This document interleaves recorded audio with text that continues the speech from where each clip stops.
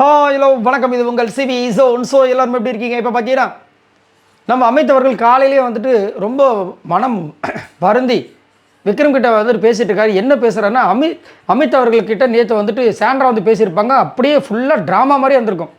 ஏன்னா அவங்க அன்றைக்கி வந்து விக்ரம் கிட்ட பேசும்போது நம்மளே பார்த்தோம், என்னடா இது இப்படி பேசுகிறாங்க அப்படின்ற மாதிரி ரொம்ப வருத்தமாக இருந்துச்சு. ஏன்னா என்னமோ இவங்க வருத்தத்தில் இருக்கும்போது அவர் வந்துட்டு வாலண்டராக வந்துட்டு பேசுன மாதிரி ஒரு விஷயத்தை அவங்க பண்ணியிருப்பாங்க. பட் அந்த மாதிரி இல்லை. அவர் வந்து உண்மையிலேயே அவ்வளோ பெரிய சப்போர்ட்டாக இருந்தார். இந்த மாதிரி ஒரு நண்பர் கிடைக்க மாட்டாரா கூட வந்துட்டு வருத்தத்தில் இருக்கும்போது இவ்வளோ அழகாக ஆறுதல் பேசுகிறாரு. இந்த மாதிரி ரொம்ப சூப்பராக இருந்துச்சு. அதனால் வந்து அமித் அவர்கள் அவங்களுடைய விஷயங்கள் உயர்வாக தான் போச்சு. பட் இவங்க பேசுகிற விஷயங்கள் ரொம்ப ஹர்ட்டாக இருந்திருக்கும்.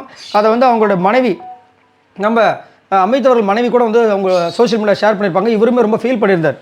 ஆனால் அதுக்கு நேற்று வந்துட்டு நம்ம சாண்ட்ரா என்ன சொல்லியிருப்பாங்கன்னா, அதை சும்மா நான் விளையாட்டுக்கு தாங்க சொன்னேன், நான் உண்மையிலே ஹர்ட் பண்ணணும்னு இல்லை, அப்படி உங்கள் மனசை பாதிச்சேன்னா சாரியில் சொல்லியிருப்பாங்க. இப்போ அதை வந்துட்டு அமித் அவர்கள் விக்ரம் கிட்ட சொல்கிறாரு, நான் வந்து ஐ எம் சாரி, நான் வந்து உங்களை வந்து ஹர்ட் பண்ணியிருந்தேன், என்னை மன்னிச்சிருங்க.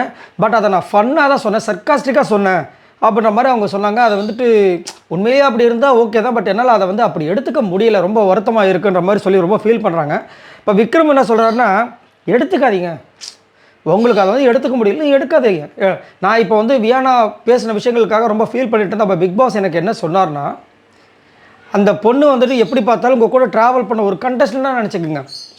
அப்போ அதை வந்து அந்த அளவுக்கு போகாது. ஸோ எதையுமே நீங்கள் டெப்த்தாக எடுத்துக்க வேண்டான்றது தான் என்னோட இது அப்படின்ற மாதிரி சொல்லும்போது அவரும் கரெக்டு, அதை ப்ரொலாங் பண்ண வேண்டியதல்ல அப்படின்றாரு. அதுக்கு இவர் வந்து உங்களால் வந்து எடுத்துக்க முடியல, விட்டுருங்க, அதுக்கு டைம் வேஸ்ட் பண்ணி உங்கள் எனர்ஜியும் வேஸ்ட் பண்ண வேண்டாம், அதை பற்றி நீங்களும் யோசிச்சுட்டே இருப்பீங்களா, அது வேஸ்ட்டு அப்படின்ற மாதிரி அழகாக சொன்னாங்க. அதுதான் உண்மை. சரி, அவங்க மட்டும் கிடையாது, நம்ம குடும்பம் வந்து பார்த்திங்கன்னா யாராவது ஒருத்தர் வந்துட்டு நம்மளை மனசை காயப்படுத்துகிற மாதிரி பேசிட்டு அவங்க பாட்டு போயிடுவாங்க. அவங்க ஜாலியாக தான் இருப்பாங்க. நம்ம அலாச்சு அவங்க நம்மளை இப்படி சொல்லிட்டாங்களே, நம்ம எவ்வளோ உண்மையாக இருந்தோம் அப்படின்னு நம்ம ஃபீல் பண்ணிவிட்டு நம்மளோட டைமையும் நம்மளோட ஹெல்த்தையும் நம்மளோட மனசையும் கஷ்டப்படுத்திக்கிறோம், காயப்படுத்திக்கிறோம். ஆனால் வேஸ்ட்டு. அவங்க ஜாலியாக இருக்கும்போது நம்மளும் இன்னும் நல்லா ஜாலியாக இருக்கணும். காயப்படுத்துனவங்களே சந்தோஷமாக இருக்கும்போது காயப்பட்ட நம்ம மட்டும் எதுக்கு வருத்தத்தில் இருக்கணும் அப்படின்றத வந்து இங்கே அழகாக வந்து சொல்கிறாங்க. அமித் அவர்கள் உண்மையிலே ஒரு நல்ல ஒரு ஜென்டில்மேன்.